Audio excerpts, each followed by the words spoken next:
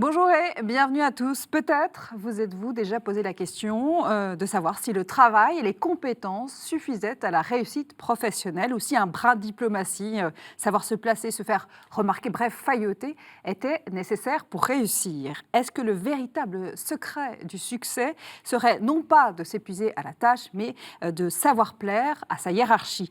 Je suis sûre que sur ce sujet, messieurs, vous avez plein de choses à nous dire. Joseph Touvenel, bonjour. Bonjour. Vice-président de la CFTC, faut-il encore vous présenter? Jean-Eudes Tesson, bonjour. Bonjour Priscilla. Chef d'entreprise. Alors on va encore une fois croiser vos regards sur ces questions qui font le quotidien des salariés du travail en entreprise en général. Jean-Eudes, travail et compétences, est-ce que cela suffit ou il faut faire savoir qu'on travaille bien, selon vous? Alors je crois que failloter, ça marche malheureusement, mais c'est pas parce que ça marche que c'est bien. Et j'ai même allé plus loin et peut-être surprendre, je crois que failloter c'est un péché. Et c'est un péché contre la chasteté. Alors, il faut que je m'explique quand même. Alors, vous avez 2 heures. Alors, je l'explique dans un livre qui s'appelle « Chasteté n'est pas ce que vous redoutez ». Mais la chasteté, c'est chez Mediapol. La chasteté, pour moi, c'est une attitude de la relation à l'autre et à soi-même dans laquelle on ne cherche pas à mettre la main sur l'autre, on ne permet pas à l'autre de mettre la main sur moi. Et puis, la chasteté avec soi-même, c'est la capacité à maîtriser ses pulsions, ses émotions, c'est-à-dire ne pas les laisser prendre la main de notre vie. Alors, pour revenir à ce sujet, pourquoi je dis que la chasteté est un péché contre... le faillotage est un péché contre la chasteté, parce que c'est une vraie tentative, et qui marche souvent, réussie, de mettre la main sur l'autre, c'est-à-dire de l'instrumentaliser, de l'utiliser pour soi-même. Donc il y a quelque chose de l'ordre de la tromperie, on n'est évidemment pas en vérité. C'est un exemple flagrant pour moi du manque de chasteté en entreprise qu'on retrouve trop souvent. Joseph. Il ne faut pas confondre ce que vous appelez faillotage et diplomatie. Dans votre présentation, oui. La diplomatie, c'est par exemple nécessaire. Quand quelqu'un est concentré sur son travail, ne pas aller le déranger pour lui expliquer quelque chose ou lui faire une demande. C'est de la diplomatie, c'est du savoir-vivre, c'est respecter l'autre. L'habileté, peut-être. Alors là, on peut y avoir une rentre forme habileté, mais c'est surtout, enfin, si être dans des relations humaines normales, c'est être habile, soyons tous habiles. Le problème, c'est quand il s'agit de servilité, forme de manipulation, de flagorner, ouais. Une forme de manipulation qui s'intéresse à quelqu'un qui est généralement impuissant ou du moins quelqu'un qui je veux obtenir quelque chose et ma carrière. Oui, ça se passe dans les entreprises, pas toujours, trop souvent, pas que dans les entreprises, dans le monde politique. C'est exactement le chef de l'État qui se fait enfermer par sa cour et qui, à un moment, décroche de la réalité. Et pour qu'il y ait un bon flagorneur qui réussisse, il faut que l'autorité à laquelle il s'adresse ait envie qu'on lui passe du cirage sur ses chaussures tous les matins. Intéressée. Donc c'est aussi à double sens, parce que dans une entreprise ou dans un tout autre lieu, si la personne, l'autorité en question, le chef d'entreprise, le syndicat, qui peut être aussi, on vient aussi quelquefois nous cirer les pompes, s'il n'est pas réceptif, ça ne fonctionne pas. Donc c'est aussi comment on conçoit les relations humaines normales qui demandent à la fois de la diplomatie et une dose d'honnêteté qui fait qu'on dit aussi les choses. Alors, moi, j'entends ce que vous dites, hein, messieurs, mais j'ai envie de dire aussi, il faut savoir aussi failloter, il faut savoir se placer. Juste pour débuter, un entretien d'embauche. Vous arrivez dans une entreprise, j'arrive chez Jean-Eudes, je veux me faire embaucher, je vais lui dire que son entreprise est belle, que ce qu'il fait, c'est formidable, que j'adore tout à fait, ses relations, la façon dont il gère ses salariés. Voilà. Il y a un intérêt quand même à failloter, à faire savoir qu'on a envie de travailler avec telle ou telle entreprise. Mais à l'entretien d'embauche ou au travail établi, nous avons tous le devoir de toute façon de donner le meilleur de nous-mêmes. On est payé pour ça. Et si on donne le meilleur de soi-même, c'est pas grave de le faire savoir. Et en ce sens-là, ça peut être du faillotage, mais lorsqu'on est dans la tromperie, lorsqu'on montre quelque chose qui est une vérité, ça n'est pas la même chose que lorsqu'on cherche à tromper son interlocuteur. Failloter, c'est tromper, c'est ce que vous disiez tout à l'heure. Oui, mais je disais tout à l'heure que malheureusement ça marche. Ça ne marche pas toujours. En tout cas, avec moi, ça ne marche pas forcément. Et je dis souvent à mes collaborateurs que l'une des principales qualités que j'attends d'eux, c'est d'exprimer qu'ils ne sont pas d'accord avec moi, quand c'est le cas, bien sûr. Il ne faut pas que ça soit systématique. Et j'ai la chance d'être, de ce point de vue, gâté.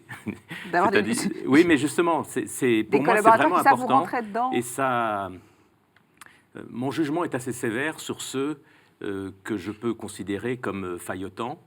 Mais je crois qu'ils savent que j'aime bien être bousculé. Et encore une fois, donc je ça, suis gâté. Vous êtes un bon chef d'entreprise, on ne vous aura pas comme ça. J'aimerais savoir si Joseph, en tant que syndicaliste, il y a des chefs d'entreprise qui sont venus vous voir et qui, en cherchant à failloter, en tout cas à rentrer dans vos bonnes grâces, Oui, bien pour sûr. obtenir quelque chose. Parce que quand on faillote, c'est Bien pour sûr. obtenir quelque chose en général. Bien sûr, il y a de façon récurrente des chefs d'entreprise qui viennent nous dire que la CFTC est le plus beau et le meilleur des syndicats.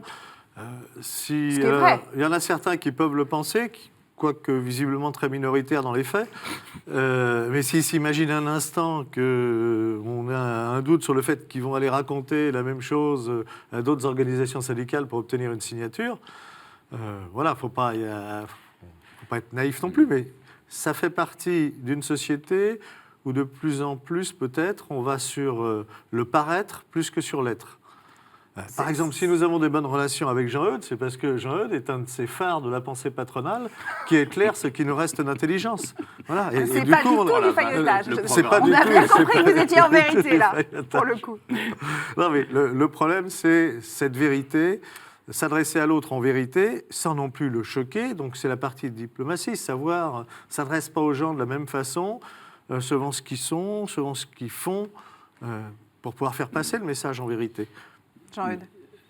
En fait, il faut aussi faire la différence entre la séduction et la tromperie dont je parlais tout à l'heure. La séduction, soit pour montrer qu'on a donné le meilleur de soi-même, soit simplement pour permettre à la rencontre d'avoir lieu, pour moi, c'est bien en soi. Alors, c'est la séduction excessive en utilisant des artifices qui commencent à déraper. Mais puisque vous parliez tout à l'heure des entretiens d'embauche, j'ai une petite anecdote. Une chose qui est arrivée, dont l'auteur est un de mes beaux-frères. Quand il sortait de l'école, il se faisait embaucher, ça se passait plutôt bien. Et puis il avait vu que son interlocuteur avait des magnifiques chaussures en cuir bien brillantes. Et il se dit, c'est le moment, le coup de grâce. Et ouais, c'est Cyril Lépombe, mais c'était presque ça. Et il dit à la fin, est-ce que je peux vous poser une dernière question? L'autre lui dit, bien sûr. Où est-ce que vous avez acheté vos chaussures? Parce que je les trouve superbes. Alors, c'est forcément un peu du faillotage. Complètement, il avait une lettre d'embauche le lendemain.